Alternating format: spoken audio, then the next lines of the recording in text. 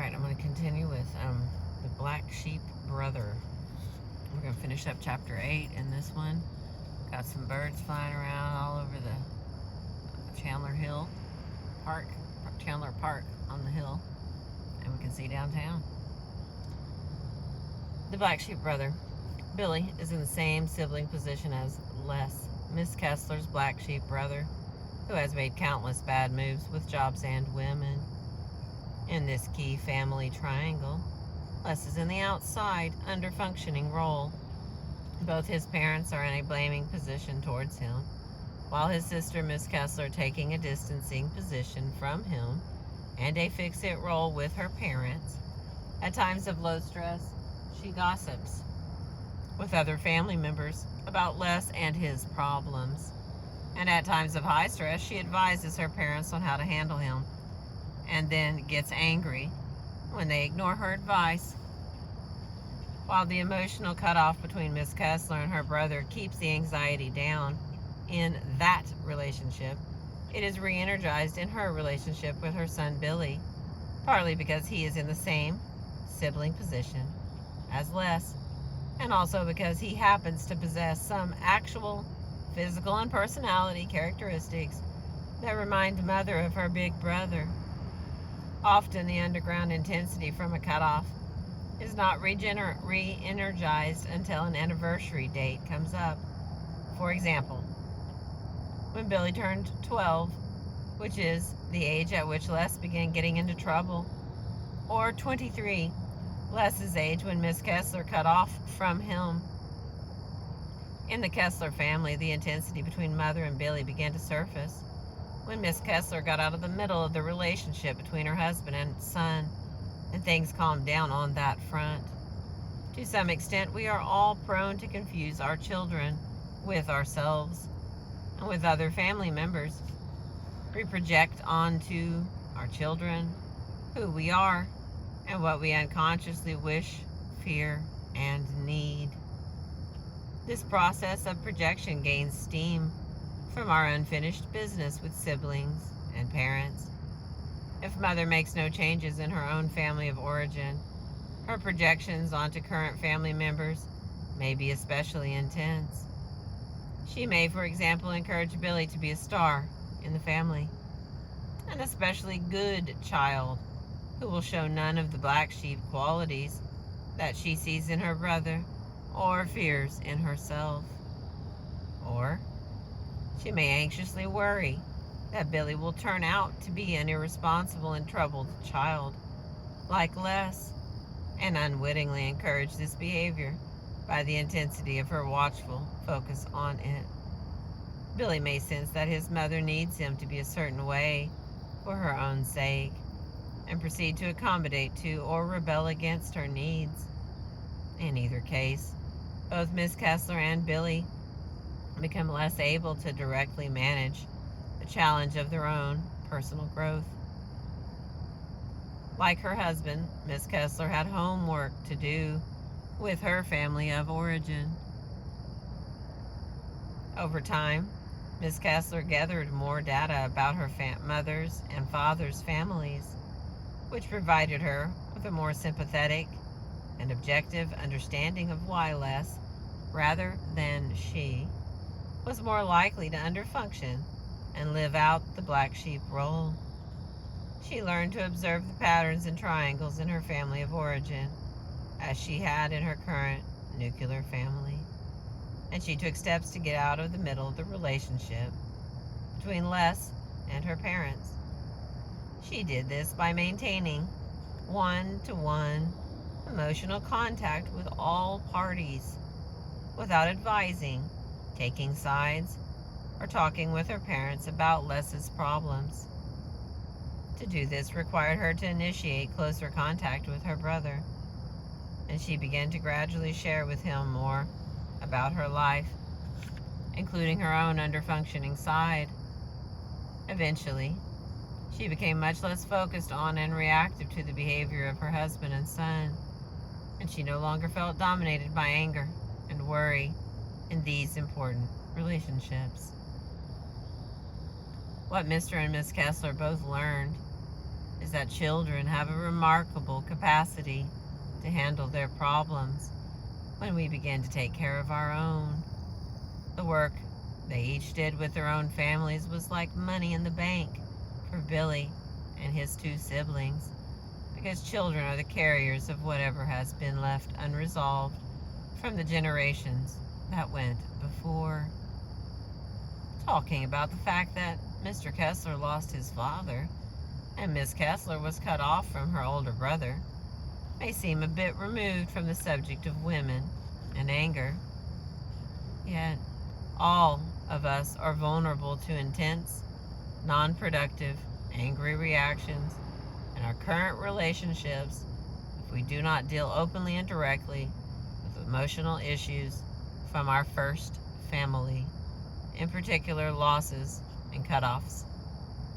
If we do not observe and understand how our triangles operate, our anger can keep us stuck in the past rather than serving as an incentive and guide to form more productive relationship patterns for the future. Let's take a look at a simpler family triangle in order to review the major points we have learned about observing and changing three-person relationship patterns. Why can't he marry a nice Jewish girl? Sarah's son, Jerry, turned 34 the very day that Sarah showed up at my office. My son, Jerry, is dating a non-Jewish woman for over 3 years, Sarah explained. This girl, Julie is her name, is not even good for him, and she has terrible problems herself. My husband and I know that he will not be happy if he marries her, but my son won't listen to reason. Sarah told me that she was very worried about Jerry, but even a casual observer could see that she was also very angry. In fact, an atmosphere of chronic anger and tension permeated their relationship. Jerry, I learned, was the younger of 2 brothers and still living at home. Although he graduated with honors from college, he had since been shifting from job to job, and his lack of direction was a source of family concern. Jerry, then, was in an under-functioning position in the family. Sarah's story is more than familiar to us by now. She is engaging in increasingly intense efforts to change her son, despite the fact that such efforts only help keep the old pattern going. What is the pattern? According to Sarah's description of her interactions, she blames and then distances under stress. Sometimes she blames Julie. She just doesn't consider other people very much, does she? And sometimes she blames Jerry. I think you are rebelling against your family rather than making a mature choice. When Jerry comes to Julie's defense, or to his own, Sarah fights and then distances. While this is going on, Jerry's father distances from both his wife and his son, and then later unites with his wife in their shared concern over Jerry. Sarah describes herself as occupying the outside position in the key triangle between herself, Jerry, and Julie. When Sarah criticizes Julie to her son, she implicitly invites him to side with her against his girlfriend. Should Jerry go along with this, he and his mother would have a closer relationship at Julie's expense, and Julie would temporarily occupy the outside position in the triangle. What more typically happens, however, is that Jerry comes to Julie's defense, which Sarah experiences as siding against her. At this point, conflict is likely to break out between mother and son. Now, why shouldn't Sarah let her son know that she does not approve of his dating a non-Jewish woman? Well, she should. Sarah ought to feel free to share her thoughts and feelings about an important issue like this one with Jerry. She might, for example, let her son know what her problem is with the situation. Instead, she criticizes and advises and blames. Now, nothing would be wrong with this if Sarah were satisfied with the situation, but she's not. As Sarah describes it, her interactions with Jerry frequently end in conflict and or distance. The pattern has been going on for a long time, and Sarah is feeling angry and dissatisfied. What might be the payoffs for this family in maintaining the status quo?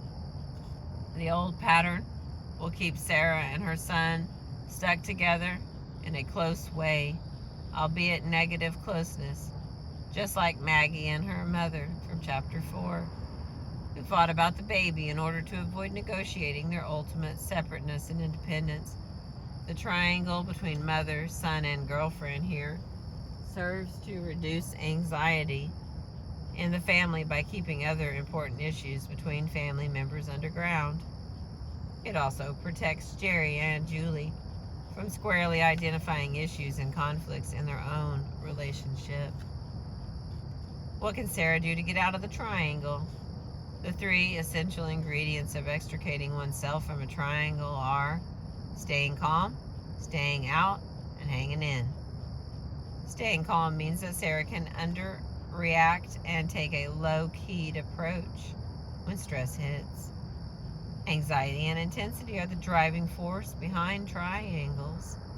Staying out means that Sarah leaves Jerry and Julie on their own to manage their relationship. Therefore, no advising, no helping, no criticizing, no blaming, no fixing, no lecturing, no analyzing, and no taking sides in their problems.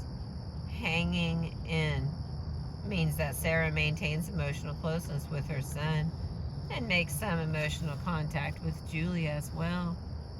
Sarah may temporarily seek distance when things get hot, but when staying out means cutting off, patterns tend not to change.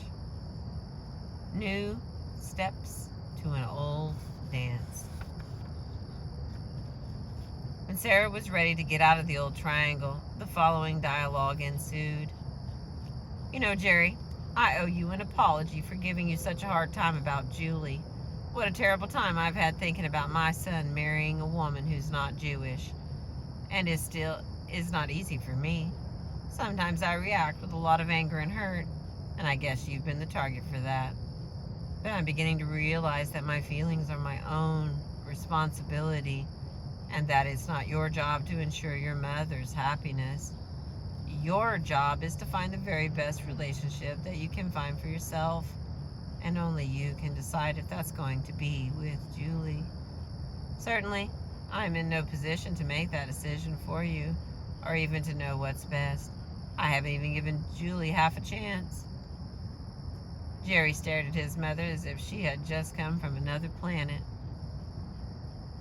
Even though I've been on your back, Sarah continued, I know that you're perfectly capable of making the best choice for yourself without my help. You know, I was just remembering something the other day. Before I met your dad, I was dating someone my parents didn't approve of. I never really stood up to them, even though I was grown up and earning my own money. Do you know what I did? I would sneak out of the house and see him in secret. Later, when my parents disapproved so strongly of your father, we ran off and eloped. Sarah let out a big laugh, and Jerry closed his mouth, which had been hanging open. He looked at his mother with curiosity. This was the first time that his mother had shared something about her own experience as it related to their angry struggle. Excuse me. Did you ever date a man who wasn't Jewish? He asked, not knowing what to expect next. You know, I simply never considered it. I really don't think that it would have been possible for me. It just wasn't an option. Sarah became thoughtful and then continued. But that was me at another time. You and I are 2 different people. Sarah felt wonderful after this talk, but that night as she got into bed, she was mildly depressed. She felt irritated with her husband, Paul, and provoked a fight with him, which eased her tension a bit about the change she was making with her son. What Sarah felt is simply the discomfort that occurs as we begin to move differently in an old pattern and navigate a more separate and mature relationship with another family member. As we have seen, pressures to reinstate the old pattern come from both within and without. 2 weeks later, Sarah encountered some tough tests of her resolve to move differently. Jerry dropped hints that he and Julie excuse me. Jerry dropped hints that he and Julie were talking about getting married. Sarah was able to stay calm and underreact. She did not hide the fact that she had always hoped for a Jewish daughter-in-law. However, her attitude conveyed respect for Jerry's judgment and recognition that choosing a wife was his job and not hers. Jerry then began a new series of countermoves as he started to criticize Julie to his mother. "Do you know, Mother, Julie's father had a birthday today and I couldn't even get Julie to call him or stop by." With increasing frequency and ingenuity, Jerry invited his mother to join him in criticizing Julie. Sarah bit her tongue so as not to bite the bait. Instead, she said, "Well, you know Julie much better than I do. If that bothers you, perhaps you can talk with her about it and let her know your feelings. Or, whatever the problem is, I'm sure the two of you can work it out." Sarah herself was initiating more contact with Julie and was discovering things about her she genuinely liked and respected.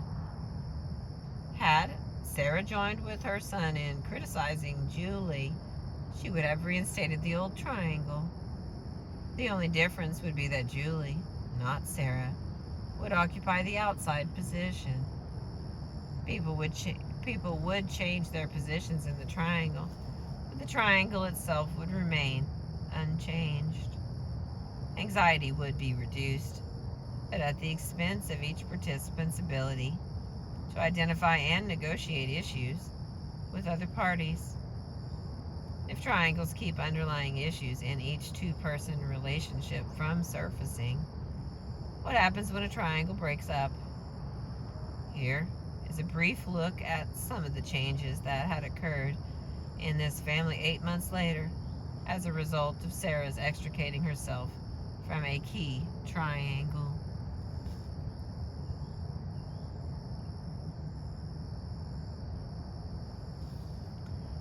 Jerry and Julie. Jerry and Julie were aware of some significant difficulties in their relationship, and Jerry was expressing genuine uncertainty about whether Julie was the woman he wanted to marry. His critical feelings about Julie and his own ambivalence about marrying outside his religion had previously been held in check by the old pattern in which Mother criticized Julie and he was free to come to her defense. It was predictable that when Sarah got out of the middle of this relationship and gave Jerry her blessings to do the very best for himself, the real issues between Jerry and Julie would surface. If their relationship had been on firmer ground, it might well have been strengthened at this point. Apparently, this was not the case. Sarah and Jerry. The relationship between Sarah and her son became calmer and more open as Sarah became genuinely less reactive to her son's relationship with Julie. With the intense focus off this third party, the important issues of negotiating separateness and independence surfaced between her and Jerry.